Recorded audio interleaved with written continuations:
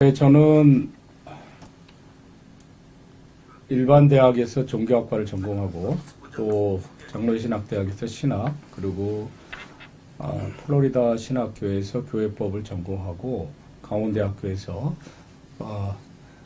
법전문대학에서 이제 석박사를 전공했습니다. 현재 유튜브 로타임즈와 그 뉴스와 논단 인터넷 신문을 운영하고 있습니다.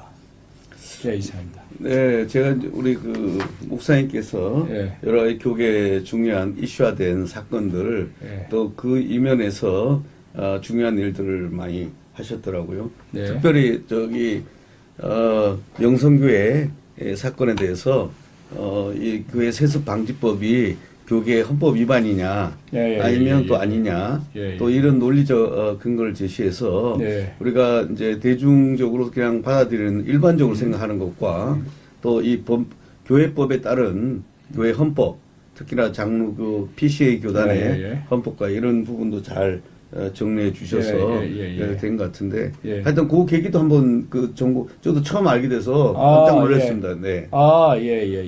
명성교회권. 네. 명성교회권은 예장통합교단에서 세습방지법을 만들어서 그 쉽게 말하면 장로나 목사나 자기 아들이나 사위한테 바로 승계할 수 없다고 이렇게 한 것에 대해서 저는 이것이 잘못됐다. 왜냐하면은 그 예장통합 헌법 2조에 교회 자유가 있는데 이 교회 자유가 원래는 PCUS의 미국 장로교 헌법을 그대로 복사해서 가져왔는데 그 미국에서는 이게 교회 자유라고 표현되어 있지 않고 corporate judgment, 단체의 판단으로 되어 있어서 교회 내에서 후임자를 아들로 하든 딸로 하든 사위로 하든 그것은 교인 단체가 판단하는 것이지 교단이 판단하는 것은 아니라고 주장을 했죠. 법률 해석. 지금도 지금 미국의 우리나라가 이제 정교 분리 원칙, 그러니까 미국의 지금 수정 헌법과 그 정교 분리 원칙과 실제로 이게 대한민국의 정교 분리 원칙이 동일시할 수 있느냐. 또 그런 그것도 하나 중요한 앞으로 계속 논점이 되는 것 같습니다. 그래서 오늘은 지난번에 그 며칠 전에 정화 목사님 사건이 구속되고 또 서부지법 사태에 대해서 교사를 인정할 수 있냐 없냐 또 설령 인정 여부와 상관없이 정화 목사님에 대해서 구속영장을 발부하고 또 적부심이 되는 이 과정이 정당한가 또 그 다음에 정당하냐 안 하냐 우리가 따지는 것도 중요하지만 실체적으로 구속이 되다 보니까 이걸 또 석방하는 문제 이런 것들이 주된 이슈가 되는 것 같습니다. 잠깐 한번 그 영상을 한번 보시고 한번 같이 보도록 하겠습니다. 이게 사태 관련 혐의로 구속된 전광훈 사랑제일교회 목사가 부당한 구속이라며 구속 적부심을 신청했지만 받아들여지지 않았습니다.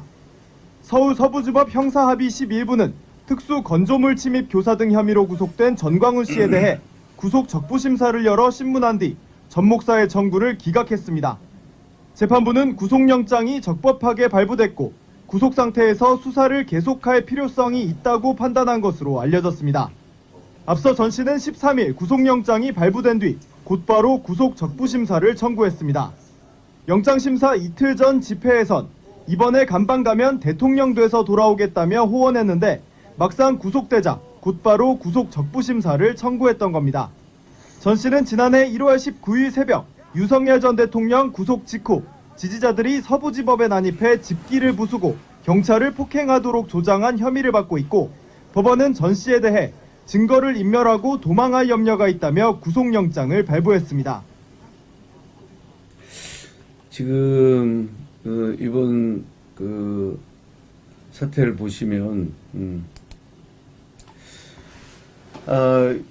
이와 같은 지금 사건에 대해서 목사님께서는 그 전에 뉴스와 논단 언론에서 여러 가지 가능성을 높게 보시는 그러시는데 그 근거는 어떻게 해서 쓰시게 되신 겁니까? 제가 정광훈 목사가 이제 거의 영장실질 심사에서 구속될 가능성이 크다고 그 1월 10일 날 이제 글을 쓴 바가 있습니다. 뉴스와 논단에 13일 정광훈 목사의 구속 가능성 여부에서 여기서 그 구속 가능성이 굉장히 높다. 이렇게 글을 쓴 이유는 이미 정광훈 목사님이 그 이전에 2018년부터 2020년 이렇게까지 3번씩이나 이제 구속된 이제 사례가 있더라고요. 네. 그래서 그때 봤더니 그때는 사실상 이제 구속 할 수 있는 상황은 아니었는데 벌금 정도 이렇게 주로 공직자 선거법이에요. 예, 공직자 선거법에서 뭐 특정인을 뭐 지지하고 또 발언하고 이렇게 해서 이제 구속이 됐는데 근데 2020년도 그때 보니까 그게 또 이제 보석으로 또 이게 풀려나더라고요. 그러면서 전 목사님이 다시 또 언급을 해가지고 또 재차 구속이 됐는데 마침 또 1차 그 심리에서 정광훈 목사님이 무죄로 이제 석방이 됐어요. 그래서 그런 것을 봤을 때 5년 전에도 사소한 공직자 선거법으로 구속을 했는데 네. 이번에는 특수 건조물 침입 또 특수 공무집행 방해 배우로 이렇게 지정이 됐기 때문에 뭐 거의 구속이나 다름이 없죠. 그렇게 해서 구속 가능성이 높다고 판단하는 거죠. 예. 근데 목사님께서 그래 보신 거하고 상관없이 지금 이제 그 정광훈 목사인 그 사랑기일교회 측에서 계속 얘기했던 요지는 직접적인 교사를 하지 않고 현장에 있지도 않았고 그다음에 집회가 평화적으로 돼야 된다. 난 단순히 이제 그 저항권에 대한 그 설교 또는 집회 중에 발언에 그치는 것이다. 이렇게 해서 증거가 없다. 증거도 없고 또 심리적으로 가스라이팅 한다는 용어가 법률적인 용어가 아니다. 뭐 이런 논조의 말씀을 했거든요. 그런데 이제 그 목사님께서는 그 중에서 이제 몇 개의 발언들을 가지고 문제점을 지적하신 것 같아요. 여기에 대해서 이제 그 분명하게 대법원 판례랑 이제 헌재 판례가 있어요. 그 뭐 헌재 판례는 뭐냐? 이제 대법원 판례 먼저 얘기해 줄게요. 대법원 판례는 그 2000년도 2월 25일 선고 99도 125의 판결입니다. 여기에 보면은 피교사자가 이미 범죄의 결의를 가지고 있을 때는 교사범이 성립할 여지가 없다. 범죄 결의를 가지고 그래야 자기 혼자 하는 거죠, 그렇죠? 그럴 때는 이제 성립할 여지가 없는데 그러나 이제 그 타인으로 하여금 일정한 범죄를 실행할 결의를 생기게 하는 행위를 하면 되는 것으로. 그래서 정광훈 목사님이 직접적으로 뭐 때려 부숴라, 서부지청 가서 난동을 피워라 이렇게 한 적은 없어요. 근데 없어도 이제 지금 대법원 판례가 범죄를 실행할 결의를 생기게 하는 행위를 하면, 그러니까 타인이 저 얘기 듣고 내가 이건 괜찮다 이렇게 했을 경우에는 굉장히 이게 교사범으로 성립이 된다는 거죠. 그러니까 한번 좀 읽어줄게요. 교사범이 성립하기 위해서는 범행의 일시, 장소, 방법 등의 세부적인 사항까지를 특정하여 교사할 필요는 없는 것이고, 전 목사님께 세부적인 일정을 한 적은 없어요. 그러나 정범으로 하여금 일정한 범죄의 실행을 결의할 정도에 이르게 하면 교사범이 실행된다. 그러니까 이 판례에 딱 전 목사님이 걸려들었죠. 그래서 이제 저는 사실 여기에 어떤 정범으로 지적됐던 고난극복 전도사, 그다음에 윤영구 전도사, 청교도 혁명군이거든요. 원래는 손가락 혁명군이었습니다. 민주당 이재명 지지하는 그 댓글 부대가 손가락 혁명군이었습니다. 손가락을 가지고 혁명한다. 거기 이제 혁명군의 대장이었다가 이제 몇 년 전에 신앙을 가지게 되었고 그러면서 그 이름이 손가락 혁명군에서 청교도 혁명군으로 바꾸고 청교도 혁명군 TV를 운영하고 독자적으로 일을 해왔거든요. 그래서 이 두 사람이 실제로 지금 말씀하신 것처럼 정광훈 목사의 어떤 말을 듣고 한 것이냐 아니면 자기들의 원래부터 하던 그 어떤 생각과 이것을 실행한 것이냐 그 두 차이가 있는 것 같아요. 왜냐하면 이번에 들어간 사람이 딱 두 사람이거든요. 사랑교회나 또 이 광화문 애국운동 하신다는 분들 중에 가신 분이. 그래서 요게 주된 쟁점인데 제가 이제 이 실질심사를 보면서 왜냐하면 그 변론의 요지가 이래요. 나는 우리가 간 적이 없다. 그 다음에 자료를 다 이미 압수수색해서 다 했다. 그러니까 증거인멸 우려가 없다. 나는 목회를 하고 있기 때문에 도주 우려가 없다.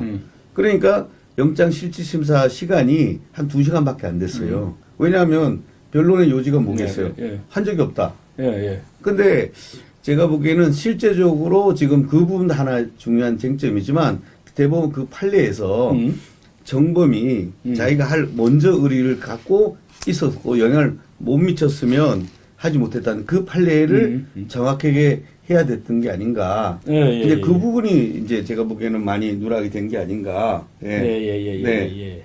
그래서 지금 오늘 이 이야기는 지금 정황 목사님 그 구속된 상황에서 이 지금 재판 과정이나 이 지금 적부심 과정이 정말 적절하게 진행됐느냐. 그리고 물론 서부지법이 편파적으로 할 수밖에 없는 상황은 맞잖아요. 그렇죠. 왜냐하면 본인이 피해자고 또 특히나 지금 100여 명이 넘는 지금 그 나이판 재판 그 대부분 했고 또 그 재판부가 또 형사 11부예요. 이게 정서적으로는 안 맞는 거죠. 그렇죠. 형사 11부에서 대부분 했고 근데 그 영장실질심사하고 적부심을 또 어디서 했냐면 형사 11부 했어요. 그래서 이제 그런 부분이 현실적으로 조금 판단을 해야 되는 상황이고 그래서 지금 오늘 이제 정광훈 목사님께서 어제 옥중 소신을 통해서 무죄를 하시겠다 하는데 무죄를 한다는 게 참 저는 이 얘기입니다.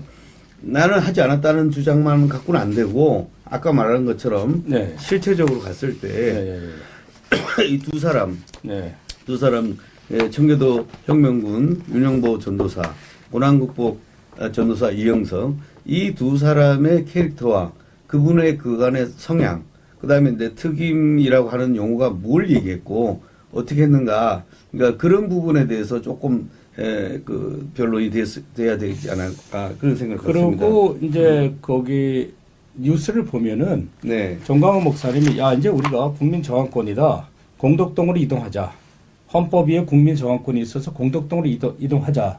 근데 이렇게까지는 괜찮아요. 그렇죠. 그거까지는 괜찮아요. 얼마든지 뭐 자기 의견 표현을 할 수 있죠. 그래서 제가 이거 지금 말씀드리고 싶은 거는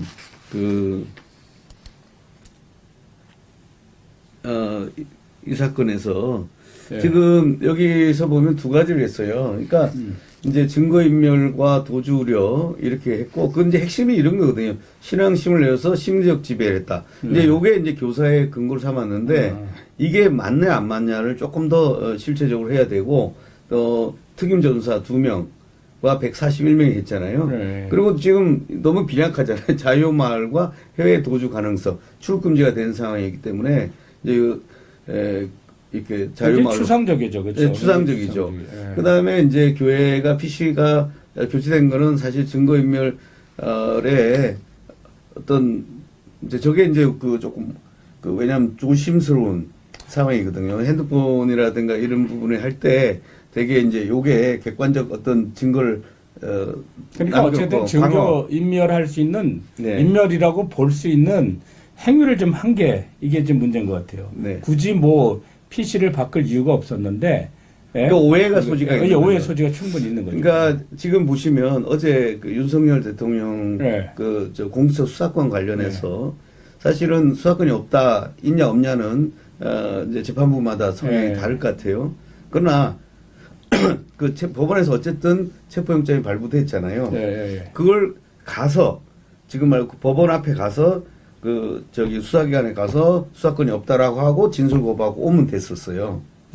그런데 그걸 가지 않고 저지를 하고 판단을 하면서 그것이 여러 가지 빌미가 되고 또 그래서 특수공무집행 방해가 되는 것처럼 이게 실체적 심리에 들어가기 전에 우리가 뭐 죄를 져서 들어가는 게 아니에요.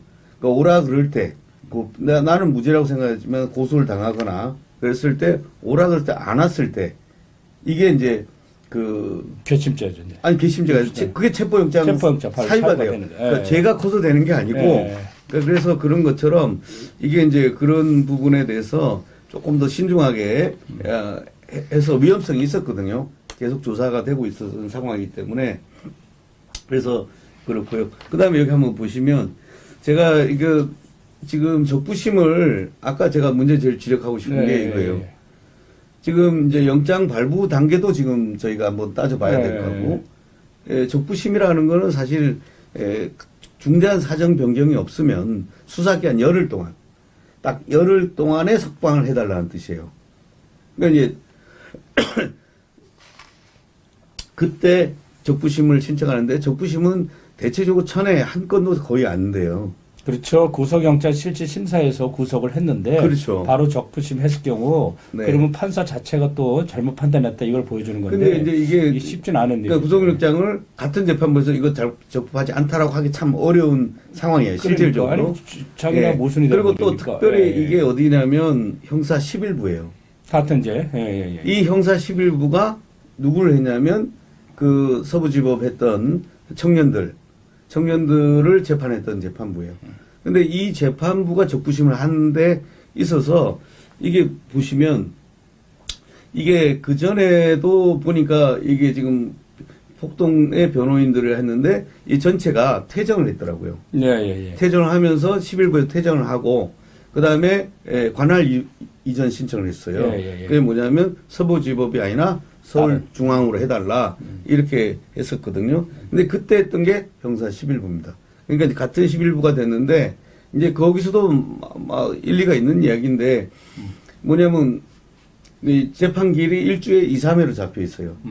그런데 이건 너무 이렇게 조금 방어할 수 있는 시간을 달라고 한 거고 법원 입장은 뭐냐면 구속사건이지 않냐.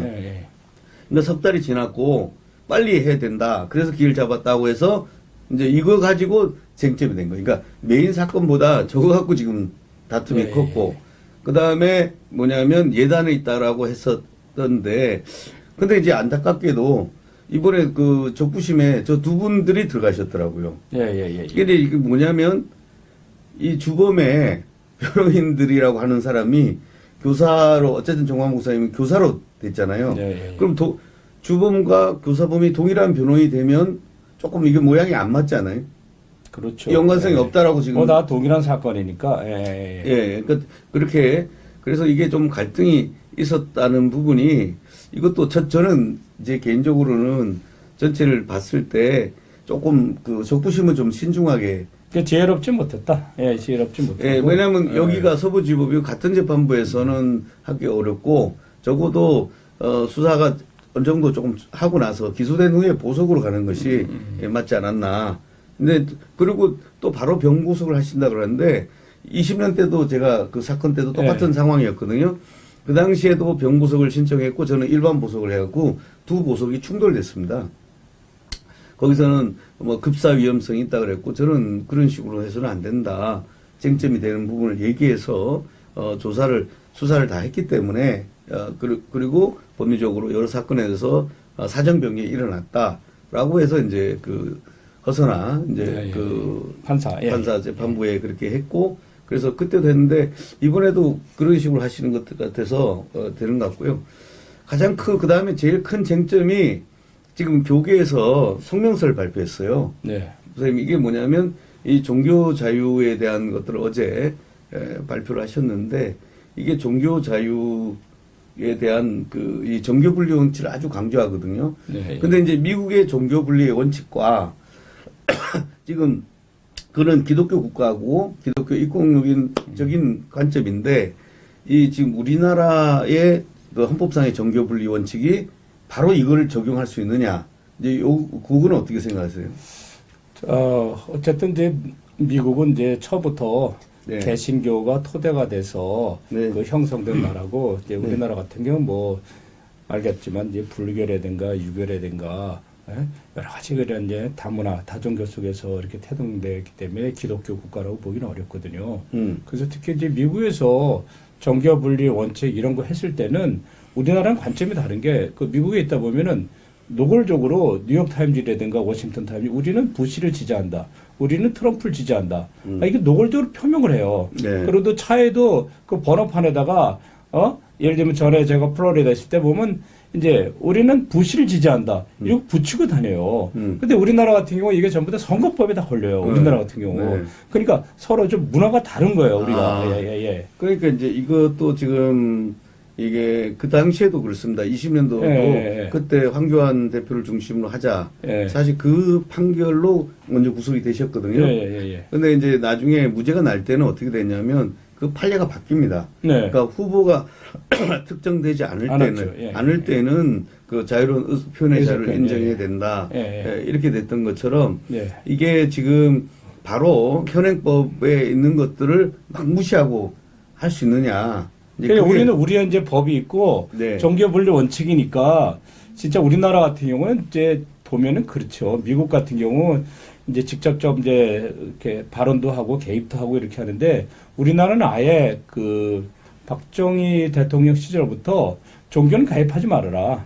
예, 특히 이제 그때는 독재 정권 이런 게 있었으니까 뭐 어떤 얘기도 하지 말아라 하는 식으로 해서 완전히 분리를 시켜버렸죠, 이제 우리나라는. 근데 이제 저기는 이제 설교와 집회 발언이 교사에 해당된다 이렇게 했지만 사실 저는 저기 두 사람 전도사들을 너무 잘 알거든요. 아, 저도 잘 알죠. 다 아시잖아요. 예, 잘 알죠. 고난 극복.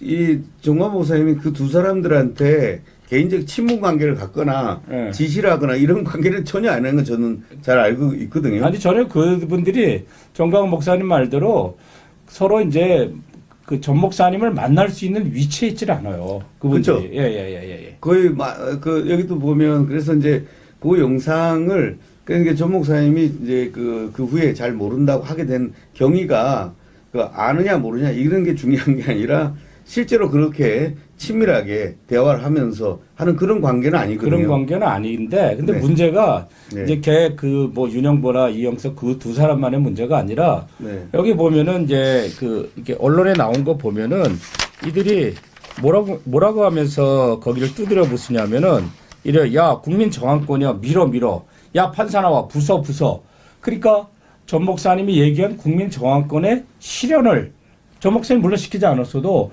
본인들이 저항권을 생각하고 나름대로 명분을 갖고 이제 선동하고 이제 기물 파기를 하는 거죠. 그러니까 여기에 딱 이게. 근데 저는 그래서 이게 그 두 분의 성격이 다르다는 거예요. 그러니까 왜냐하면 이 윤영보나 고난 극복의 성격이 고난도 저를 계속 공격하는 역할을 마지막 날까지 하다가 결국 들어갔고 또 고난 극복 특성이 들어가면서 유튜브를 찍고 들어가잖아요. 이거는 자기 유튜브에 많은 사람들이 보도록 하기 위해서 하는 목적이 더 컸던 거예요. 그리고 그게 첫 번째고 두 번째 이 고난 극복 입장에서는 이게 크게 문제가 안 된다고 생각했을 가능성이 그게 있어요. 제일 문제예요. 지금 정광훈 목사님도 그렇고 이영석이도 그렇고 이게 문제가 안 된다고 하는 생각하는 거예요.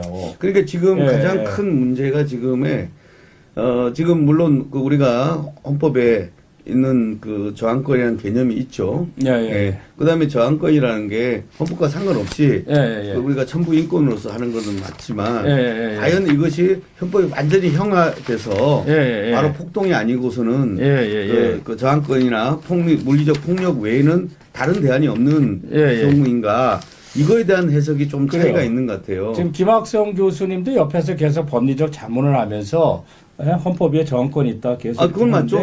저항권이라는 건 맞죠. 그러나 저항권이라는 것은 실정법 안에서의 그 자유고 저항하는 것이지 실정법을 벗어나기는 좀 어렵거든요. 이게 지금 늘 강조했던 거예요. 한번 보시면 어떻게 생각하십니까? 인간의 존재를 짓밟고 인간의 존엄을 유림하는 국가 권력이다. 그게 국가 권력이 그럼 법원이 돼야 되는 거 아닌가요?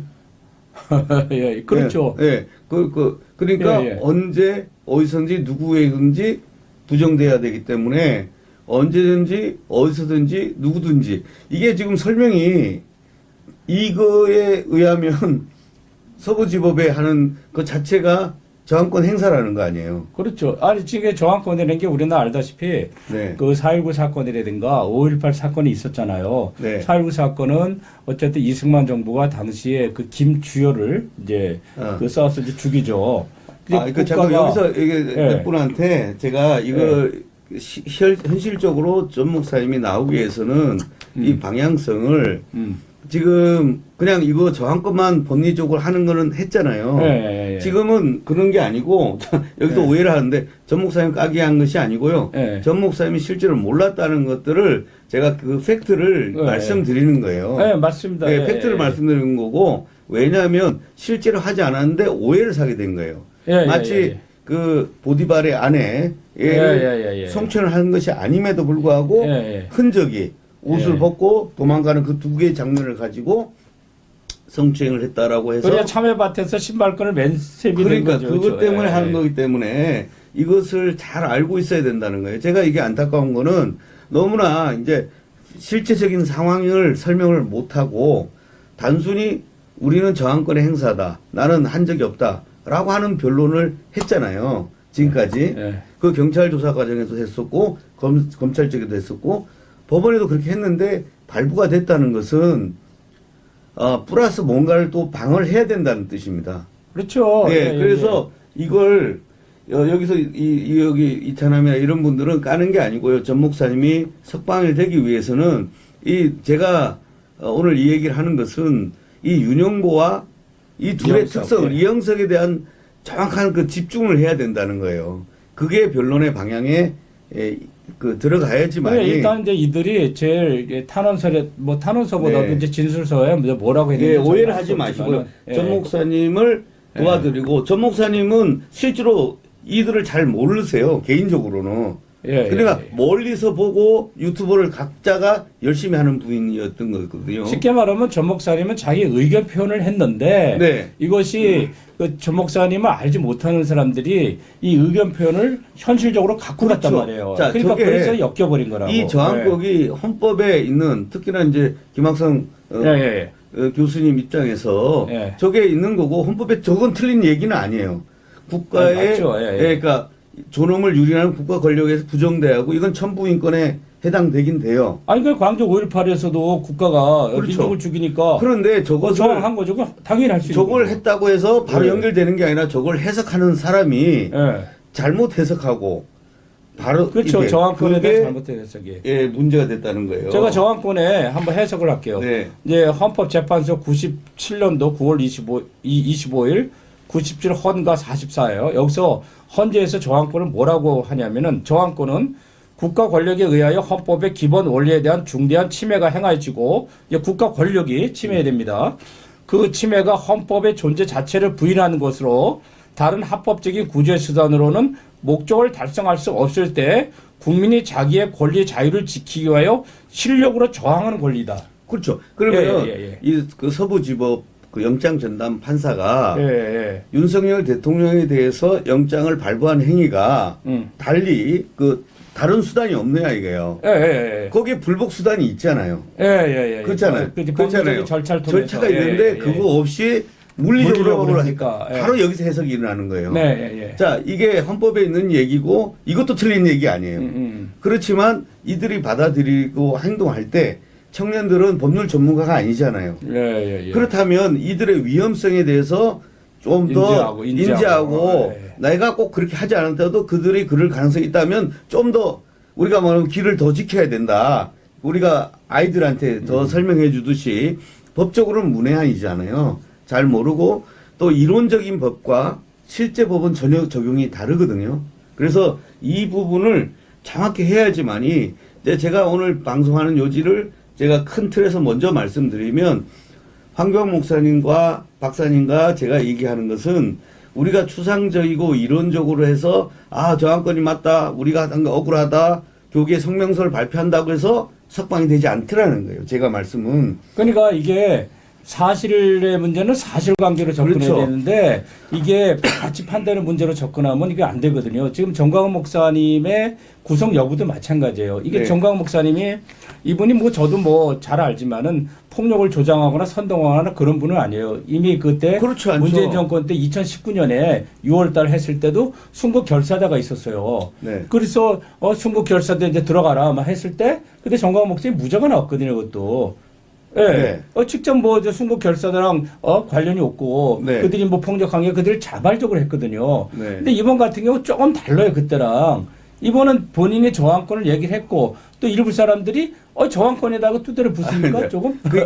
이게 큰 사태입니다. 그러니까 저항권이 국가 공권력이 부당한 행사는 예를 들면 직접적인 타격을 준다든가 뭐 경찰이 공권력을 뭐 잘못된 공권력을 행사한다든가 이럴 때 이제 자기의 그 개인적인 헌법적인 권리를 보호하기 위해서 하는 거는 가능한데 이거는 법원을 그냥 바로 하는 케이스는 아주 드문 케이스거든요.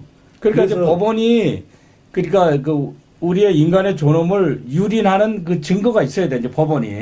네, 네. 예. 그래서 이 제가 드리고 싶은 말씀은 오늘 그러니까 한쪽에서 그냥 전 목사님 지지합니다. 무조건 구속이 억울합니다라고 해야 되는데 그 부분만으로는 목사님한테 실제로 나오는 데 도움이 안 돼요. 그러면 실제로 그 행위를 이제는 분해에 들어가야 된다는 거예요.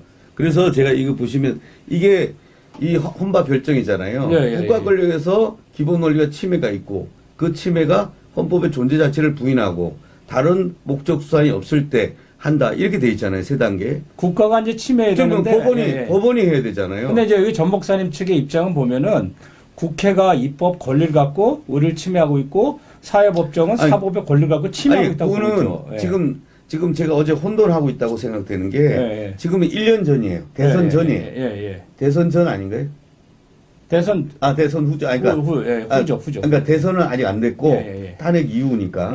그러니까 이제 그 대선은 작년 6월 달이고 요거는 1월 달에 있었던 일이거든요. 그러니까 그때 이 문제가 이제 그 대통령을 탄핵하고 있다는 것 자체 그걸 저항하기 위해서 한다고 하는데 그걸 바로 법원을 타격해버렸죠. 그러니까 그게 조금 다르다는 거예요. 제가 생각하기에는 예를 들어 국회가 뭐 문제가 있다. 국회는 국회에 대해서 어떤 식의 뭐 국회의원을 찾아간다든가 또 국회에서 뭐 이렇게 시위를 한다든가 이런 거는 그 하는데 법원을 한 것 자체에 대해서는 조금 이 부분은 문제점이 있다는 거예요. 이게 참 그 뭐 윤석열 대통령이 12월 13일 날 이제 계엄 선포를 해서 실제적으로 국회에 이제 군인들이 동원이 됐잖아요. 그렇다고 해서 이들이 뭐 총칼 쓰고 뭐 이런 건 없었어요. 근데 군인들 동원했다는 사실만으로도 이번에 내란 행위가 인정이 됐잖아요. 마찬가지 이분도 똑같은 거예요. 그러니까 법적 그 체포될 수 있는 빌미를 준 거죠. 정광훈 목사님이. 그러니까 이제 지금의 요거에 대해서 저항권에 그러니까 뭐 개인적으로 입장에 따라서 행사할 수 있는 상황이다라고 할 수는 있지만 지금 입장에서는 법원에 대해서 많은 피해가 있고 법원을 하고 또 판사실을 가는 것 자체는 보통은 상상이 좀 어렵거든요. 그렇죠. 네, 그래서 이제 이렇게 잘못된 판단을 한 거에 대해서 전 목사님과 인과관계 없다라고 하는 부분을 설득을 해야 되지 않을까 이런 생각이 든다는 거예요. 근데 제 생각에 그 윤영보 씨랑 그 이형석 씨가 사랑제일교회 그 특임 전도사 또 이렇게 됐고 뭐 언론에 나온 거 보면은 이제 영치금도 줬다. 근데 그거 다 그러니까 영치금을 넣어줬다는 거에 바로 이제 자금 지원했다. 그렇죠. 그다음에 뭐 했다는 왜 이제 팩트가 다 달라요. 제가 어제 체크를 해보니까 이 고난국복의 유튜브에 자기가 하는 모든 과정이 다 나와 있더라고요. 여기 보시면 우리나라의 이게 자유의 여신상을 제가 여기 있는 분들한테 또 정관 목사님에서 기도하고 하시는 분들도 많으시기 때문에 잘 들어보시는 게 좋을 것 같아요. 자, 우리나라 이게 우측이 저게 대법원에 있는 자유의 여신상입니다. 여기가 자유의 여신상이에요. 근데 자유의 여신상이 제일 중요한 게 그 형평과 저울이죠. 저울이잖아요. 저울은 똑같아. 그리고 그 다음에 뭐가 있어요? 칼. 이거 이제 심판하는 거고 제일 중요한 건 눈을 감고 있어요. 눈을 감고 있죠. 근데 우리나라 대법관은 어떻게 해요? 눈을 뜨고 있어. 그러니까 보고 하는 거예요. 그러니까 이 지금 말씀을 드리는 이유는 우리가 이론적 법학도 있지만 현실에서 재판 진행되는 과정이 사실상 공정하지 않을 수도 있고 또 이제 변호사들 많이 선임해서 전관을 선임하는 경우 같은 경우는 효과가 있으니까 다 전관을 선임하려고 하잖아요. 또 정치적 권력이라든가 국회가 또 뭐가 있어 법사위를 통해서 심사권을 있잖아요. 국정조사권이 있고. 그러니까 법원에서 눈치를 볼 수밖에 없는 그런 현실이기 때문에 이러한 그렇죠. 그 제약된 현실을 두고 과연 우리가 어떻게 변론을 하고 하는 것인가가 되게 중요한 요소라는 거예요. 그냥 관념적으로 정의로워야 된다. 그래서 제가 이제 우리 어린이들한테 그렇게 얘기해요. 경찰, 그러니까 이런 일반 사건도 마찬가지예요. 경찰이 편파적이라는 거예요. 검찰이 편파적이라는 거예요. 그 법원이 그래서 제가 자기한테 불리하면 다 편파적이고. 그래서 저도 제가 경험도 있지만. 네, 그런 경험 있잖아요. 그래서 그쵸, 편파적이고 억울한 사람들이 많죠. 네, 제가 아는 네. 이제 판사도 그러더라고요. 그날 네. 이제 선고를 하는 날인데 네. 솔직히 그러더라고요. 솔직히 70%밖에 좀 확신이 없고 나머지 30%는 그냥 완벽한 증거가 없어서 자기가 임의적으로 결정합니다 그러더라고요. 그래서 네. 이게 그래서 지금 이 사건에 대해서 네. 이제 문제가 된 거에 대해서 이렇게 말씀하셨는데 지금 제가 이제 이 이야기가 지금 이 고난복 유튜브에 지금 들어가 떠 있어요. 이게 매일 조회수가 많은 거예요. 이게 뭐냐면 22년 2월 27일이에요. 예. 저기 보시면 제가 있고 맥다임 전도사 있고 이영석이 있잖아요. 예. 이게 간증을 해요. 이게 간증을 하고 고난 극복 입장에서는 너무너무 감격을 했고 저기 십자가가 있지 않습니까? 네. 저걸 선물을 고난 극복의 3개를 받아왔어요. 저게 뭐냐면 그 김병호 목사님 있잖아요. 김병호 목사의 사위가 저걸 만들어 가지고 액자를 3개를 선물한 거예요. 성선하라 목사님도 그 방송을 했고요. 또 조라단 목사님도 저렇게 했어요. 그래서 여기 보면 저는 기적을 일으키시는 분이기 때문에 전능자에게 모든 걸 맡기시면 됩니다. 기도하고 그대로 믿음에 선포하시고요. 그게 그대로 응답될 거라고 믿으시면 그게 이루어져요. 자꾸 의심하고 이게 과연 될까? 저가 된 걸 보시라니까요. 제가 어떻게 사랑제일교회 전도사가 어떻게 되냐고요. 서울대학교 들어가는 것보다 더 힘든 겁니다, 여러분들. 저는 아무것도 할 줄 아는 게 없는데도 하나님께서 인도하신 거예요. 맥다니엘이 이렇게 2년 동안 넘게 그 너하라 TV에서 이렇게 청년 대표로 있었잖아요. 이게 통로가 된 거예요. 자, 이게 이영석이 간증을 하잖아요. 그러니까 이게 된 과정을 얘기해 줘야 되는데 이 과정이 서로가 그 다른 입장을 얘기할 수 있다는 거예요. 왜냐하면 사실은 이 맥다니엘이 청년 대표로 너하라에서 방송을 2년 동안 진행했고 네. 그 방송을 하다 보니까 여기 혼자 하기보다도 조금 나이가 있으니까 찬양하니까 저 이영석을 같이 다니면서 무대에서 이렇게 했던 것 같아요. 그런데 맥다니엘에 대해서 더 포커스를 두고 너 특임 전도사 해라라고 내려가면서 하면서 우연히 저기 고난도 그냥 계단 내려가면서 진행된 거예요. 어떤 절차를 거친 건 없어요. 아니, 특임전도사가 되었다 할지라도 정광훈 목사님이 직접적으로 서부지청 들어가서 네. 이거를 뭐 국민정황권이니까 가서 때려 부숴라 이렇게 직접 얘기한 건 없잖아요. 그러니까 없죠. 그러니까 예. 없어요. 그래서 제가 말씀드린 게 뭐냐면 결국은 저기 고난 있는 저기가 자기가 전도사 된 걸 저렇게 하고 있고 지금 고난국 유튜브가 있는데 예. 전혀 모른다. 우리 관련이 없다. 이렇게 말을 하면 안 되고 저 특임이 어떤 거냐. 청교도 다닌다고 해서 특임이 된 게 아니에요. 무슨 말이냐면 이 청년 대표로서 활동을 많이 그 당시 했고 이거는 그 소위 말해서 명예 전도사 뭐 그런 개념 있잖아요. 그런 개념으로 됐던 것이라는 걸 제가 하나 말씀드리고 그래서 이 부분을 사실 전 목사님 자세히 모를 수가 있어요. 그래서 제가 이런 부분에 대한 것들이 조금 더 디테일하게 해명을 해야 된다는 거예요. 그러니까 앞으로 이제 변론 과정에 있어서 네. 제 생각에 저분들의 이제 진술서가 또 중요하지 않나 중요하죠. 생각해요. 그러니까 예, 저게 예, 예. 또 대하고 보세요. 예. 그 다음에 또 보세요. 윤영보 전사는 청계도 횡령구 광주분이에요. 예. 그러니까 광주분인데 저거 보시면 광주시가 공산주의를 기념한 거 봤는데 정율성. 예. 이 사람 6.25 때 중공군 진군과 군가를 만든 거거든요. 예. 그러니까 이걸 한다는 걸 분노를 해서 트럭을 가지고 와서 저걸 끌어냈어요. 아니 직접. 예. 그러면 이 행위는 이 분의 자신의 생각에 따라서 했다는 걸 제가 말씀드리는 거예요. 두 번째 여기 보시면 공산당 6월 27일이잖아요. 여기 우리 그 명동 앞에 조선공단당이 만들었다는 표지석이 있어요. 그런데 윤영보 전사는 저걸 어떻게 행동해요? 창당대에 했다는 그 털을 곡괭이를 갖고 찍어요. 그리고 저를 끌어내요. 그러니까 저런 것들을 하는데 저 행위를 천 목사님과 전혀 상관없이 하고 있는 거예요.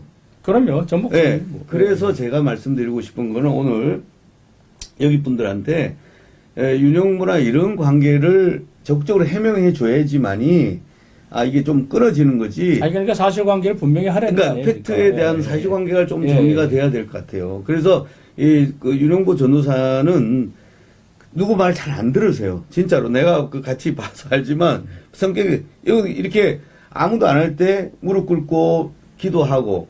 그러니까 이 손가락 혁명구에 있던 것이 자기는 이게 무신앙에서 이게 갑자기 돌아오면서 그 의분이 너무 넘친 거예요. 열의가. 그래서 가정 삶을 정리하고 서울로 올라와서 아무도 주는데 컨테이너에 살았어요. 그냥 혼자. 그러고 나서 자기 혼자 트럭을 가지고 계속 저렇게 하고 그 트럭 가지고 광주 내려가서 하고 심지어 그 여기 있던 안희환 목사님 알잖아요. 그분에 대해서 간첩이라고 국정원 신고까지 하고 나름대로 이제 자기 소신에 그러니까 예, 두 분 다 그렇죠. 예. 두 분 다 자기 소신에 극단적으로 가는 거죠. 예, 그러니까. 그래서 예, 거기 가신 분이 딱 두 분이에요. 예, 예. 그러니까 무슨 말이냐면 저항권을 하라고 해서 그 대부분 사람들 다 평화 시위를 하라고 했고 8시 전에 했고 도로를 지켜서 이렇게 다 가라고 하셨잖아요. 예, 예, 예. 그렇게 다 했잖아요. 그런데 저 두 분만 저기 가게 된 거예요.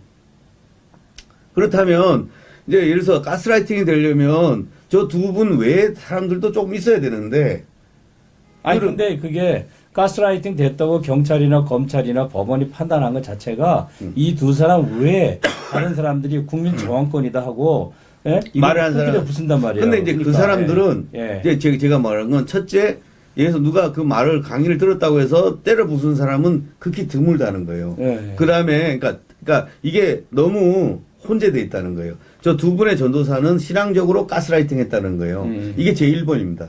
근데 저분들은 신앙대 가스라이팅이 아니고 자기 자신의 유튜버예요. 여기는 청교도 혁명구이라는 TV가 따로 있고 고난국국 TV가 있고 그 TV에서 자기의 모습이 적나라하게 드러납니다. 예. 그런 부분이고 그 중에 예, 예. 이제 청년들 중에 일부 하는 케이스 같은 경우는 그 여기에 그 광화문에 왔던 조직이 아닌 또 다른 조직이더라고요. 예, 또 다른 조직이 있고 그 전 목사님이 주장하는 것도 네. 우리랑 상관이 없다. 오히려 이제 우리를 방해했거나 우리를 비판했거나 이런 사람들이고 전혀 다르다. 그러니까 이제 아까 대법원 판례대로 피교사자가 이제 이영석과 저 윤영보 이런 분들이 이미 범죄의 결의를 갖고 다시 말하면 서부지청을 타격할 스스로 전 목사님이 위해서가 아니라 스스로 결의를 갖고 있을 때는 교사범이 성립하지 않죠. 전 목사님. 그러니까 저 케이스는 예, 예. 이 두 분이 원래 공산당 표지적을 때리고 그래서 판사를 공산당으로 저분들은 생각하시는 거예요. 그러니까 두 분이 스스로 했다는 것들을 입증해줘야죠. 이제 변호사들은. 네. 그러니까 전 목사님에 의해서 된 것이 아니라 원래 두 분이 그렇게 해왔고. 그래서 인과관계가 예. 스스로 결의를 가지고 간 것이고 그렇죠. 예, 그렇게 예. 갔다는 것이지 이 발언이 바로 여기다 영향을 미친 건 아니다. 예, 그게 예, 이제 예. 반대 증거들이 그 보니까 얘기하시더라고요. 8시 전에 끝냈고 신혜식 대표도 절대 그거 하면 안 된다. 아니 폭력하지 말라고 얘기를 해요. 전 목사님. 여기까지 다 해요. 예. 근데 그런데 이제 그것이 마치 제가 말씀드린 건 법원에서 영장이 발부할 때는 뭔가 이 목사님이 불리한 자료들을 낸다는 거예요. 그렇죠. 예를 들면 이런 겁니다. 영장을 청구할 때. 불리한 것만 하는 거죠. 그렇죠. 예, 예를 들면 제가 목사님한테 내가 1억을 빌렸어. 예. 1억을 빌렸는데 목사님이 나를 사기로 고소했어요. 예. 근데 내가 1억을 갚았다는 영수를 갚았어. 내잖아요. 예. 검찰에서는 없애버려. 그거 안 하죠. 갚았다 아니 없애지 않고 영장 청구할 때는 그걸 안 넣어요. 안 넣지. 그러니까. 안 넣고 안 갚은처럼 하고 발부를 해요. 예. 그리고 발부되고 나서 다시 영장을 넣는다는 거예요. 그러니까 아니 저것도 그렇잖아요. 우리가 손해배상하기 전에 이제 지급명령 신청을 네. 하잖아요. 그 지급명령이라는 게 채권자의 증거만 갖고 법원이 판단하잖아요. 네. 채무자가 아니라. 그러니까 만약 판단됐으면 채무자가 소송을 이제 이의신청해가지고 그러면 소송이 진행되는 건 똑같죠, 이제. 네. 예. 그러니까 그리고 저희들이 고난국국 같은 경우는 저희 보혈 차량을 방해하기 위해서 예. 트럭을 아예 사고 트럭을 렌트해서 그랬던 친구예요. 그러니까 이거는 전 목사님 지시한 것도 아닌데 본인 스스로가 그만큼 생각이 강하다는 거예요. 그러니까 쉽게 말하면 전 목사님을 변호하는 변호인들이 네. 이 피교사자들이 네. 스스로 한 것이지 전 목사님과 인과관계성 속에서 한 건 아니다. 이걸 입증해 주면 되겠네. 네. 예? 네. 근데 저들이 틀림없이 진술서가 있을 아니요. 거예요, 진술서가. 그러니까 제가 보기에는 네. 우리 이천남 씨 같은 경우는 껄끄럽다고 하는 게 아니라 네. 이게 지금 당연히 전 목사님이 가장 하니까 타격을 하려고 한다는 게 지금 냉정한 현실이라는 거예요. 이거 네, 문제도 예. 있어요. 예, 예, 예. 이렇게 되는데 이게 지금 전시 상태에서 하려면 결국은 여기서 석방이 돼야 되고 또 석방이 나오기 위해서는 이 부분을 풀어야 된다는 거예요. 이걸 팩트를 풀어야 되는 것이고 또 이게 오해가 될 만한 소지에 있는 자료만 넣은 거예요. 예를 들면 아까 제가 고난복 TV에 한번 들어가 보세요. 고난복 TV 틀면 제일 조회수 많은 게 제 1번이 아까 자기 간증이에요. 아. 자기가 어떻게 사랑제일교회 전도사가 됐냐. 아니, 내가 그리고 자기 간증이잖아. 자기 판단이고 자기 그러니까 생각이잖아요. 서울대 가는 것보다 더 힘들다. 전 목사님과는 상관이 없단 그런데 말이에요. 이제 그걸 전 목사님 모른다고 했는데 저 친구가 저렇게 하니까 뭐라 그래요? 그 말을 바꾸려고 하는구나 이렇게 오해한다는 거예요. 판사 보기에는 제가 이런 전후 관계를 모르잖아요. 판사는 짧은 시간 봐요. 그러니까. 두 번째 고난국이가 내가 대가리 터지든 뭐든 지시만 있으면 간다라고 했는데 그 말은 실제로 어떻게 된 거냐면 이 고난국이 자기가 몇 사람을 저를 공격하다가 1월 초에 여러 친구들이 있었어요. 트럭도 있고. 근데 제가 아예 피해버렸어요. 그러니까 그 트럭을 감당할 돈이 안 들어오는 거예요. 안 들어오고 같이 있는 친구가 떠나니까 울고 또 그리고 이제 한남동 집회할 때 철야 집회를 늘 한 거예요. 밤에. 그러니까 온몸에 목이 안 나오니까 몸살이 걸리고 몸이 아픈 거예요. 그러니까 이 친구가 막 울면서 그 방송하는 장면이 나오거든요. 그런데 안 나오니까 고난복이 변했다고 막 또 댓글이 들어온 거예요. 그러니까 얘가 너무 분하니까 울면서 하는 말이에요. 내가 그런 게 아니라 나는 너희들보다 더 잘할 수 있어 라고 하는 게 마지막 멘트예요. 그러니까 이게 자기가 더 오버하려고. 왜냐하면 이것이 뭐 서버지로 가라고 한 게 아니라 단순히 가라고 했다는 그 정도 갖고 한 게 아니고 자기가 걔들보다 더 잘한다는 걸 보여주기 위해서. 그래서 라이브를 킨 거예요. 라이브 켜서 고난국보 나를 비방하는 너희들 나는 이만큼 더 잘할 수 있어라고 보여주기 위해서 그래서 유튜브를 들고 들어간 거예요. 그러니까 이제 변호사님 얘기를 이제 종합해 보면은 그 고난국복이 이제 혼자 자기 스스로 간증하고 자기 스스로 전도사 그게 변호사님 하는 것에 대해서 방해하고 또 자기 스스로 또 그 법원의 서부지청에 들어가서 자기가 하고 이건 아니에요, 그러니까 네. 예, 그러니까 그랬을 경우에 피교사자가 이미 자체 범죄 결의를 가지고 있을 때는 이게 교사 그렇죠. 성립이 안 되는 거잖아요. 지금. 그걸 네. 무죄로 끌고 가야 된다. 그걸 밝히고 해야 되는데 제가 변론 방향에서 이렇다는 거예요. 지금 첫 번째 나는 쟤들 모른다. 나는 그렇게 한 적이 없다. 그런 것만 갖고는 안 된다는 그것만 말이에요. 갖고는 안 된다는 제 뜻은 그거예요. 왜냐하면 재판부에서는 그런 불리한 증거들 아니 그거는 전 목사님이 법에 대해서 이제 잘 모르시니까 네. 옆에서 도와주는 변호사들이 그런 이제 인과관계를 끊어버려야 되죠. 그죠? 끊어야 돼요. 그렇죠. 예, 이게 끊기 위해서는 단순히 특임도 모른다. 사랑제일교회 측에서 저 사람은 우리 사람 아니다. 이렇게 갖고는 안 된다는 거예요. 그리고 뭐 뻑하면 이제 법원에 뭐 절차하자다 뭐 이거만 안 돼요. 갖고 내용 갖고 승부해야 돼요. 그러니까 여기는 뭐 예를 들어서 법원이 그 서부지법은 그러니까 편파적으로 한다. 관할을 바꿔달라. 지금 냉정하게 바꿀 수 없는 상황이 됐잖아요. 그러니까 그런 가치 판단만 갖고 아니 가치 판단 갖고 그러니까 그거는 제가 보기에는 그래서 제가 오늘 목사님께서 하시길래 안타까운 게 저런 상태에서 오해에 있는 상태에서 계속 들어가 있는 상태 아니겠어요.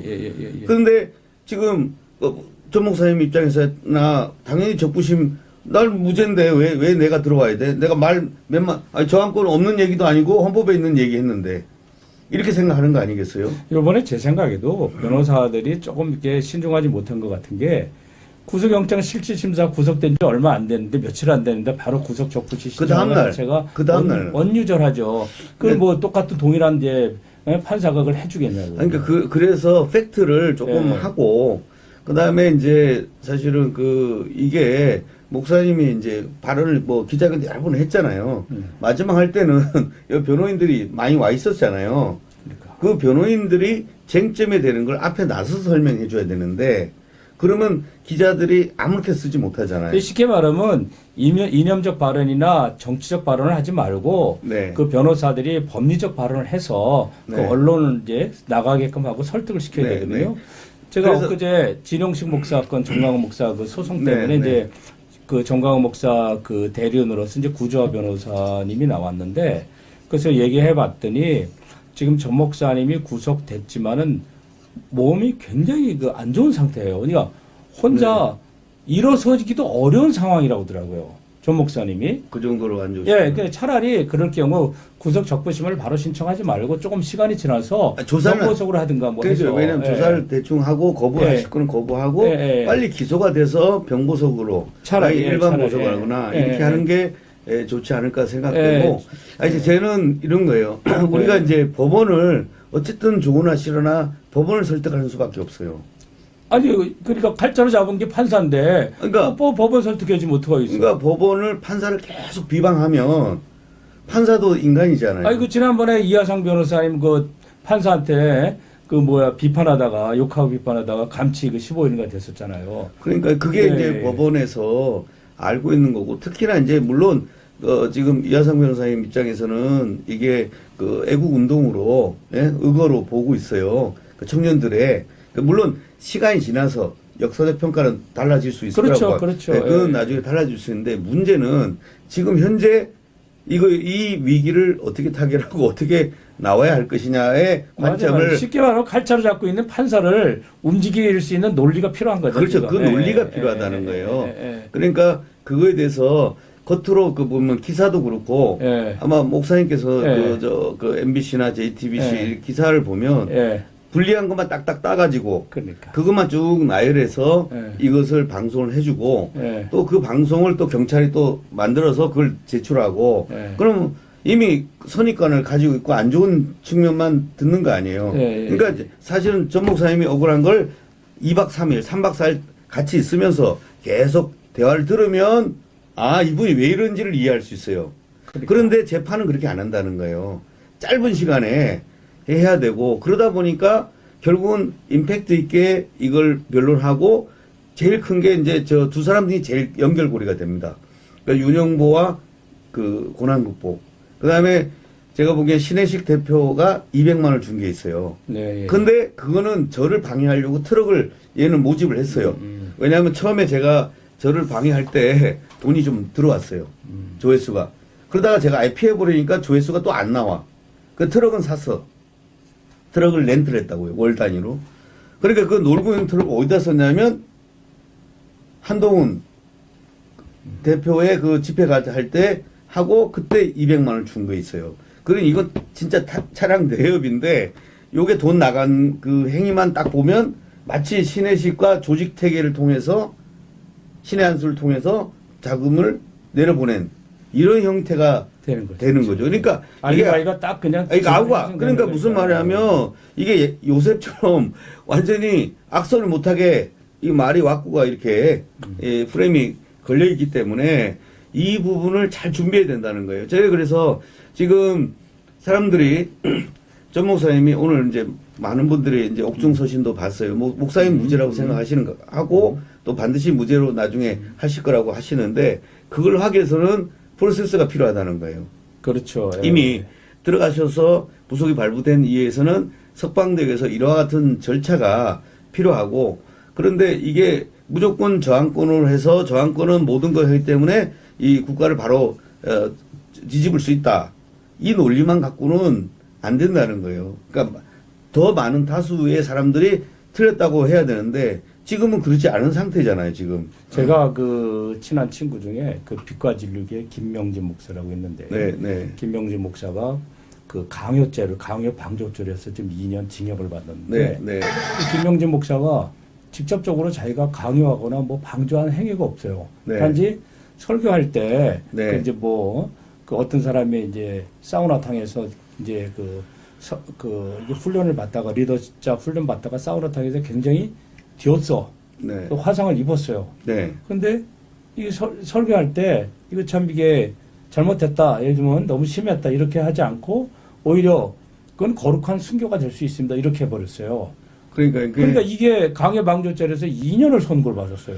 직접적으로 그러니까 인과관계가 없어. 우리가 예, 예, 저도 이 재판을 가보고 예. 서울구치소에 가보면 이게 참 왜 들어왔는지 모르는 사람이 한 30%가 돼요. 예. 뭐 누명도 쓰고 뭐, 이게 죄인지도 모르는 사람들이 와서 예. 앉아 있는 사람이 참 많아요. 예. 그래서 이게 현행 법이 정말 이 판사들이 객관적으로 사건을 진실하게 봐주면 그렇게 되는데 이미 언론에서 돼 있잖아요. 그리고 이 사건이 이미 정치적인 측면이 크잖아요. 그렇죠. 또 그다음에 정권이 바뀌었고. 정권이 또. 바뀌었고. 그러면 그 말씀 맞는 거예요.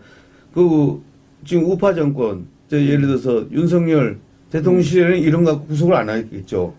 아니 안 하죠. 지금 뭐 손현보 목사님은 뭐 구속될 사건이 아니잖아 이게. 근데 예, 이제 그 정권이 바뀌니까. 예. 그래서 이제 그거에 대해서 당연히 이 정치인들은 표가 제일 큰 거예요. 그러니까 표 중에 뭐냐면 선거 관련 게 가장 큰 이슈예요. 그리고 선거에 대해서 표가 되면 그만 사활을 건단 말이에요. 그러니까 이런 부분이 됐을 때 선거법 위반이 정말 작은 거 가지고도 국회의원 자격이 박탈되기도 하잖아요. 되게 정말. 바뀌어야 돼요. 그 네. 미국처럼 자유롭게 나는 뭐 A 국회의원을 지지한다. 나는 B를 지지한다. 이렇게 자유롭게 행사될 수 그게 종교의 자유인데 우리나라는 그걸 못하게 하려는 못을 박아버렸어요. 그러니까요. 조금만 뭐 하면 명예훼손이다. 그리고 미국 같은 경우는 사실상 명예훼손 죄가 없잖아요. 네. 뻑하면 사실 얘기한 명예훼손, 허위사실 너무 많은 조항을 율법적으로 만들다 보니까 여기 안 걸릴 사람은 아무도 없어요. 그래서 제가 전 목사님의 그 언어를 이렇게 통해 이렇게 보니까 이제 처음에는 이제 이게 윤리적인 그 발언을 좀 해요. 언어에 있어서 뭐 예를 들면 이제 그 빤스와 관련된 거라든가 두 번째는 이제 또 교리적인 또 언어 발언을 해서 논란이 되는데 뭐 하나님 뭐 까불면 죽는다 뭐 이렇게 했는데 근데 여기까지는 괜찮아. 여기까지는 사법적 뭐 형법적 문제가 없어. 근데 이게 막판에 보면은 이제 그 윤리적 언어도 아니고 교리적 언어도 아니고 막판에는 형법적 언어를 얘기해요. 그러니까 국민 저항권에 있어서 그거는 굉장히 그 형법적인 문제가 또 있잖아요. 그래서 전 목사님이 이렇게 보면 트랩에 걸려버린 거예요. 이제 저 트랩에 걸려버렸어 지금. 예, 그래서 제가 이 전 목사님 이렇게 보면은 그분이 그 말은 좀 이제 거칠거나 그런 건 있어요. 말은 금방 거칠거나 했는데 그렇다고 해서 이분이 욕을 많이 하는 분도 아니다고 해. 근데 이걸 완전히 걸려버렸다고요, 제가 봤을 그러니까 때. 근데 이제 그 말씀하신 게 틀린 말 아니고 이제 그 헌법에 있는 교과서에 있는 대화예요. 그 저항권이라는 거. 그러면 국민들이 아니 그러니까 늘 살고 얘기를 하잖아 지금. 네, 근데 그걸 받아들이는 사람이 잘못 받아들였다거나 그렇죠. 또 받아들이기 전에 자기가 이미 결심을 하고 있다. 예, 자 예, 보세요. 이게 명동 시내에 예. 있는 그냥 유적터예요. 예. 유적터를 다 곡괭이로 찍어버리잖아요. 자, 이게 이렇게 할 사람이 누가 있냐고요. 그러니까 저게 그 이념적 행동에 앞서다 보니까 네. 형법적 인력을 하는 걸 모르게 되는 거죠. 그게 점점 되고 그다음에 이게 광주에서도 난리가 났어요. 이거 돈 몇십억 들여서 율성 공원을 아예 만들었어요. 근데 가서 파괴가 되는 거죠. 이게. 아니 저 동상을 하루 밤사이에 트럭을 갖고 와서 끌어당겨서 박살냈어요. 그러니까 이념적 가치를 중시하다 보니까 형법적 가치를 이제 경시하게 되죠. 예. 그러니까 이게 이게 22년도예요. 그러니까 지금 윤영보 전사 이런 걸 하게 되는 것은 자기의 확신이죠. 자기는 이것이 자기 확신이죠. 절대 그래서 이번에 윤영보 전사는 마지막 들어갈 때도 영장 발부됐을 때 웃었어요. 아니, 자기 확신은 자기 확신이 있고 그 다음에 이거는 아니다라고까지 얘기했고 끝까지 마지막 소신 있게 얘기를 한 사람이 이런 자기 소신을 얘기한 거예요. 그게 맞냐 틀리냐가 아니라 자기 소신을 얘기한. 그래서 이번에 전 목사님이 좀 빠져나오려면은 최대한 지금 이영석 씨라든가 여기가 그들의 특성과 진술이 굉장히 중요할 것 같아요. 그런 것들이 진술이 중요한 게 아니에요. 진술을 지금 해서 말 바꾼다고 되는 게 아니고요. 팩트. 사실 그대로 있어 왔던 것들을 얘기해야 되고 그래서 제가 보기에는 딱 두 사람이에요. 두 사람이 연결고리가 됐어요. 두 사람이면 다행이에요. 아니 딱 두 사람밖에 없어요. 나머지도 뭐 나머지는 없어요. 국민정권. 그건 뭐 자기네 스스로 판단하는 거니까. 그렇죠. 저항권의 해석을 강의를 듣고 하는 행동이 잘못됐고 그거에 대해서 이제 본인마다 상황을 이게 저항권 상황이다라고 생각하는 사람도 있고요. 저쪽 반대쪽에서 뭐예요? 저항권 상황 무슨 저항권 상황이야? 라고 하는 사람도 있다는 거예요. 근데 하나의 얘기를 우리가 밀고 갈 수가 없다는 거예요. 그래서 이게 지금 다들 전시 상태라고 생각하잖아요. 평시 상태가 아니에요. 전시 상태는 모든 게 논리가 다릅니다. 그렇죠. 예. 그러면 법정도 지금 전시 상태라고 생각하시는 거 아니에요, 다들? 예. 그렇다면 더 지혜로워야 된다는 거예요. 그럴수록 지혜로워야 된다. 더 지혜로워야 돼요. 그럴수록 더 법을 지켜야 된다. 그렇죠. 빌미가 되니까. 바로 걸리니까. 법 정신. 예, 그러니까 억울하게 당하고 그러니까 어떤 분 저기 분신하신 분도 있잖아요. 돌아가신 있죠. 분. 예. 그분은 자기 확신에서 하신 거예요. 예. 그분도 소신에 따라서 나를 사랑하는 마음을 표시한 예, 거예요. 예. 그런데 그게 정광 목사님 지시해서 한 건 아니잖아요. 그러니까 마찬가지로 정말 오다 보면 우리가 거기 보면 여기 뭐죠? 그 애국운동 한데 군가를 많이 틀잖아요. 예. 어? 예. 그잖아요. 이 몸이 예, 죽어서 예. 나라가 산다면 초계같이 던지겠다. 이런 류의 그 군가를 많이 듣다 보면 그렇게 될 수가 있다는 거예요. 그래서 오늘 사실 저 옥승 서신도 오고 그래서 제가 보기에는 대부분 사람들이 그와 같은 과정을 모르고 그냥 우리 전 목사님 억울하게 들어갔다. 그렇게만 무조건 볼 것이 아니다. 그러니까 그러면 큰데 아. 그 성명서 가지고는 석방이 어렵다는 거예요. 지금 무슨 다들 원하는 게 뭐예요? 빨리 석방을 시켜 드리고 싶다는 거 아니에요? 그렇죠. 예. 석방을 시키려면 프로세스를 진행시켜야 된다는 거예요. 일단 그 두 명과의 그런 연결고리. 예, 연결고리 인과관계 그러니까 인과관계 그걸 자기네들 스스로 결정하고 스스로 결의한 거죠. 그렇죠. 그걸 아까 예. 제일 먼저 판례를 얘기했잖아요. 예. 정범이 자기가 이미 하기 전에 결의를 갖고 더 가지고 있어요. 예? 자기는 더 오버하겠다고 이미 명령도 없는데 서부지구 가라는 게 명령이냐고요. 그리고 서부지구에 갔을 때도 어떻게 했어요? 8시 끝나고 하지 말라고 했잖아요. 하지 말라고 그랬죠. 그런데도 갔잖아요, 3시에. 바로 이와 같은 이 흐름들을 정확히 설명해야 되고 이들의 캐릭터를 하게 됐고 또 이 특임 전도사라는 개념이 청교도 신학 나온다고 되는 게 아니었어요. 신학도 안 나왔어요. 이 청교도 신학원에 등록한 사람들만 되는 게 아니고 이 특임 전도사라는 개념이 그 당시에 여러 가지 이제 그 앞에서 발언도 하고 그 중에 한 사람 더 있는 게 맥다니엘 전도사잖아요. 김문규 전도사 같은 경우는 성대모사 뭐 또 이 사회 청년의 시간 이런 것들을 했기 때문에 그런 부분을 해서 이렇게 한 거고요. 그게 우리가 이제 대통령 선거나 뭐 할 때 되면은 네. 그쪽 한쪽 후보 쪽에서 남발하잖아요. 무슨 네, 뭐 언론 네. 문과연장 뭐 위원 네. 뭐 해서 그런 거지. 그러니까 특임 전도사 자체가 어떤 사역 전도사가 아니라 명칭에 불과한 거다. 그래서 제가 이충훈 박사님이나 저 같은 경우는 여기서는 특임 장로라고 하는 걸 두시더라는 거예요. 그러니까 왜냐하면 교회법하고는 조금 달라요. 다르죠.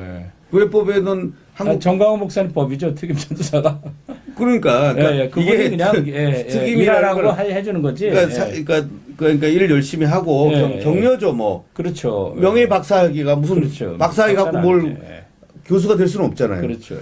그러니까 명예 박사, 명예 전도사 뭐 그런 개념으로 보면 될 것 같아요. 얘들이 열심히 하고 있으니까 야 너들 열심히 해라. 청년들이 와서 하니까 보기 좋다. 이 정도의 뉘앙스인데 그걸 받아들인 이들 입장에서는 너무 감격스러운 거예요. 그래서 보세요.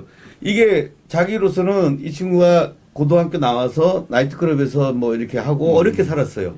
그런데 전도사는 임명을 받으니까 어떻게 해요? 더군다나 정광훈 목사님 측에서. 그러니까 막 이게 너무 감격한 거예요. 이게 제가 어떻게 되겠냐. 이 간증이 지금 조회수가 있다는 거예요. 지금 고랑국 TV가 많잖아요, 저희가. 지금 저기 제일 조회수가 많은 게 이거예요.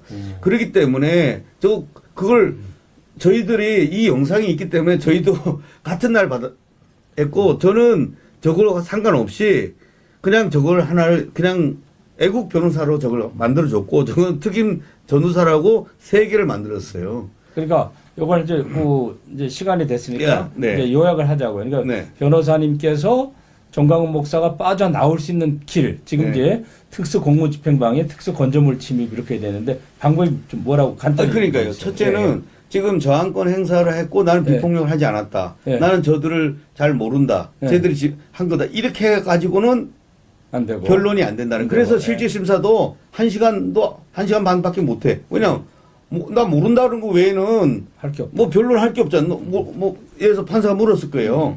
뭐 저기 뭐 입장이 뭐냐 그랬더니 저 아는 사람 없습니다. 저 나 안 했어요. 그래요. 그럼 끝이야. 근데 경찰은 엄청난 자료를 갖다 놓고 그 발언, 녹취록 이걸 마치 이 단계별로 되는 것처럼 다 했다는 거예요. 그래서 지금 입장에서는 지금 첫째는 제가 보기에는 기본 방침을 잃은 거예요. 어찌됐든 간에 법원을 저항권이 아무리 저항권 행사라도 국회나 어떤 대통령을 상대로 하지 법원을 때려 부수는 경우는 난 처음 봤어요. 왜냐하면 법원은 어디 싸우든 마지막 보루가 어디예요? 판사한테 가서 해달라는데 판사를 때려 부순 것에 대해서는 이유 여하를 잘못하고 지금은 그건 잘못했다고 얘기해야 된다는 거예요. 먼저 그렇죠. 선사과. 선사과. 그거는 또, 생각보다 그렇게 할 줄 몰랐는데 그런 행위가 된 걸 평화를 하라고 본의 했는데 아니게 이렇게 된 것은 그렇죠. 내 의도는 아닌데 잘못했다. 그렇죠. 8시까지 끝내고 그거 하지 말라고 했는데 한 거에 됐는데 어쨌든 그거에 결과가 이렇게 된 대해서 것은 도의적으로 내가 잘못했다. 잘못했다. 이 멘트가 먼저 들어가야 된다. 멘트. 그또 두 번째. 두 번째. 그런데 이들의 특성을 왜 이들이 하게 됐는가를 자세히 변론하셔야 된다는 거예요. 이들에 대한 사실관계를 이제 분명하게 변명이 해야 된다. 예. 그 다음에 그래서 신앙적 가스라이팅과 상관없이 그것으로 이걸 한 건 아니다는 거예요. 예, 그 전부터 인과관계 없다는 걸 인과관계 입증해줘야 없다는 되죠. 거예요. 세 번째 돈을 지원했다는 거예요. 돈을 지원하지 않았어요. 그 다음에 월급 준 사례가 없잖아요. 월급 없어요. 저거는 자기들의 슈퍼챗을 받아서 하는 거예요. 그리고 받아서 반대해요. 그럼 뭐 선거- 영치금 줬다고 그러는데 그건 또 다른 아니요. 문제잖아요. 이제. 그렇죠. 받아가지고 저 돈을 모아서 고난극복도 그 모은 돈을 다시 헌금해요. 기독청, 보세요. 11조 떼고, 기독청 헌금 떼고, 감사헌금 따로 뗍니다. 그러니까 이게 돈을 줘서 하는 게 아니라 거꾸로 돈을 주고 하는 행식이에요. 그리고 그런 것들 입증해 주면 되겠네요. 네, 그런 것들을 해야 되는데 사실관계. 지금 목사님이 예, 보신 예, 것은 예. 제가 오늘 이제 황 목사님 예. 쓰신 글을 보니까 예. 언론에 있는 그걸 가지고 잘 정리하셨는데 예. 그것은 언론에서 나온 것만을 가지고 한 그렇죠. 거고 예, 예. 그 실제하고는 또 다르다. 또 다르다. 그래서 지금 가장 여기서 제가 그 안타까워하는 부분이 아마 제일 답답한 건 전 목사님일 거예요. 네. 전 목사님 저 둘을 정확히 잘 몰라요. 실제 몰라요. 막 오면 지나가면서 이렇게 네, 다 손을 손을 들고, 흔드니까 실제 모르죠. 예. 그거 또 사진 찍을 때 뒤에 예. 아무나 보고 다 뒤에 줄 쓰잖아요. 예. 그런 케이스지 앉아가지고 수기를 하고 너를 어떻게 해라, 너는 어떻게 살아라 이렇게 지시한 적이 없다는 그러니까 거예요. 직접적 지시라든가 직접적 연관관계, 예. 이게 뭐 선동, 배우 이런 게 없었다. 이제 그거는 입증해야 된다는 거죠. 그거는 제가 잘 알아요. 그거는 예. 없었어요. 없었어요. 예. 없었고 그럼에도 불구하고 저렇게 됐다는 게 사건을 빌미를 제공했다는 게 예, 제가 예. 안타깝다는 거예요. 예. 제가 보기에는 구속될 상황이 이르렀다. 음. 그러면 저걸 우리가 위험한 상황이면 나는 모른다는 거 안 되고 실제로 인정할 건 인정하고. 그런 인정이 아니라 입증 책임이 원래는 불구속 원칙이죠. 네. 그다음에 뭐예요? 무죄 입증을 검찰이 하는데 실제로 재판을 가 보면 반대요. 피고인이 무죄 입증을 못 하면 유죄가 돼요. 그렇죠. 그래서 이게 현실을 그래요, 현실이. 네. 그래서 형사소송법과 헌법과 다르게 지금 현실이 돌아간다는 걸. 아니, 형사소송법 어쨌든 실정법이잖아요. 그러니까요. 헌법은 그냥 추상적인 그런 예. 법이고. 예, 그래서 그걸 이해해야 되고요. 그 다음에 사람들이 잘못 오해하는 게, 손일보 목사님도 그렇고, 그 도주 우려가 있다고 표현을 쓰잖아요. 도주 우려는 그 목사님들이 도주를 하겠어요. 그게 아니라 실형 선고 가능성이 높다. 이런 뜻이에요. 왜 이제 높냐면, 이게 교사 보면 정범과 같은 형을 받아요. 같은 형 받아요. 그러니까 같은 형을 받으니까 둘이 실형을 받았으니까 받을 가능성이 높기 때문에 그걸 도주의라고 표현을 쓴 거예요. 그러니까 우리가 이제 어떤 거에 대해서 문제점이 될 때는 그것에서 척적인 입증이 들어가야 된다는 거예요. 그리고 그렇게 해야지만이 이 매듭이 좀 풀릴 것 같다는 생각이 들고요. 결국 변호사들한테 달려 있겠네요, 보면. 그렇죠. 그런 것들을 잘 해야 될 거라 보고 그 다음에 주범에 있는 측과 그래도 전략상 우리가 여기서 자완 투수가 있고 자타다 우타자가 있잖아요. 그러면 타자가 딱 봤을 때 예? 타자를 바꾸잖아요.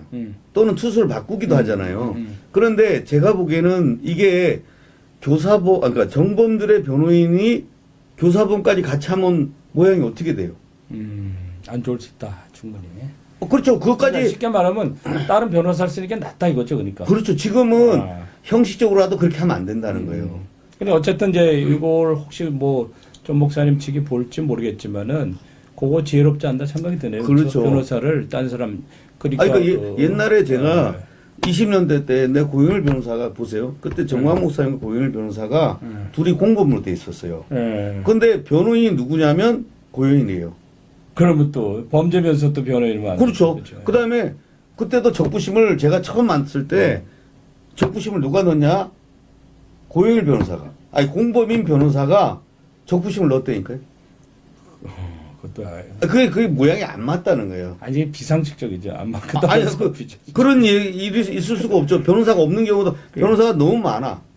그러니까 제가 보기에는 누가 하나 이게 그래도 현실적으로 냉정하게 난 쟤 앉아서 그냥 난 저항권으로 간다 이렇게 막 가는 게 아니고 그래서 이론적인 법학 그 다음에 실제 재판 과정은 다르다. 현실의 재판. 그래서 냉정하게 쓰고 누구든지 간에 아마 정관을 비판하면서도 정관을 찾는 이유가 사람이 아이러니예요. 정관 변호사를 막 비판해요. 그 사람이 또 되면 정관을 쓰잖아요. 전관 예우. 정관을 쓴다니까요. 비판하면서. 예. 그렇잖아요. 그러니까 예. 그래서 이 사건이 저는 제가 보기엔 전 목사님도 알고 윤영보도 저희 보혈 찬양에 맨 앞에 있었고 고난도 있었기 때문에 이 세 사람을 너무 잘 알기 때문에 이들이 어떻게 진행했는가를 저는 목사님과 또 달라요. 또 고난이가 23년 동안 2년 동안 저를 계속 괴롭혔잖아요. 그 얘는 누구 지시도 안 받고 괴롭히겠다는 그 확신범이에요. 그러니까 입장이 다르다는 거에서 그걸 척결하기 위해서 트럭을 사고 하는 사람이 어디 있어요. 그래서 지금 시간이 많이 돼서 여기서 마무리 짓시다. 네, 그렇게 됐기 때문에 그런 부분을 푸는 것이 좋겠다. 그리고 그래서 특히나 이제 목사님께서 저는 노앤처치에 그 언론사도 계시니까 이 쟁점화된 것들을 그냥 무조건 지지하고 무조건 반대하고 이런 것이 아니라 조금 사실 근거에서 객관적인 입장에 서서 실제적으로 그것만이 정광훈 목사님을 도와줄 수 있는 길이다. 그거잖아요. 그렇죠. 그래야지 돼서 여기서 그 억울함이 그렇죠. 억울함이 결국 변호사들한테 달려 있어요. 보니까. 그러니까 그렇게 되기를 됐으면 좋겠다는 생각에서 목사님께서 그 지금 기사를 쓰신 걸 보고 또 이렇게 목사님도 제 얘기를 들어보니 어떠세요 오늘? 아니 굉장히 그 의미가 있는데 저는 여태까지 저항권이다. 그럼 일반 사람들이 저항권이다 때려 붙자 해가지고 그런 인과관계를 생각해서 구속됐다 이렇게 봤는데 오늘 이제 변호사님 얘기를 들어보니까 그 특별히 2명 사랑제일교회 관련된 이 2명의 위치가 굉장히 중요하다. 이들이 정말 이렇게 전 목사님이 영향을 받고 이렇게 두드려 부쉈는지 들어갔는지 이 관계를 잘 이렇게 해결하면 가능성도 있지 않냐 이렇게 듣고 굉장히 좀 일단은 들어가시기 때문에 그 경찰 검찰까지는 무조건 기소가 하고요. 그다음에 이제 바로 남은 어려워요. 왜냐하면 중요 증인들이 조금은 해야 됩니다. 왜냐하면 의심하는 게 뭐냐면 영치금을 주고 하는 것들이 두 사람에 대해서 증인하고 증인신문을 두 사람까지 마쳐야 될 것 같아요. 두 사람을 증인신문까지 마친 이후에 보석이 결정이 될 수 있지 않을까.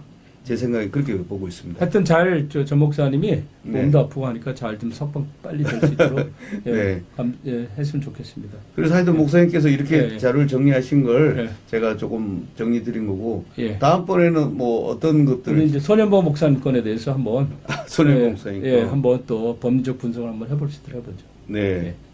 하여튼 뭐 오늘 새로운 분위기에서 해보니까 어떠신지 자연스럽게 그래서 교계 이슈들이 많죠. 그 소재열 박사님을 한번 잠깐 소개 좀 해주시면 어떤 분이신지. 소재열 박사가 이번에 교계와 관련된 판례, 하여튼 수백 개인지 수천 개인지 모르는데 엄청나게 많은 교계 일반 사건 갖고 이렇게 책을 편찬했다고 그러더라고요. 그래서 앞으로 이제 그러한 사례들도 하나하나씩 다루면서 범죄적 판단하면 많은 분들한테 도움이 되지 않을까. 근데 목사님도 그렇고 법학을 하면서 신학을 하셨고 소재열 박사님도 두 가지를 다 하신 거 아니에요? 신학과 법학을.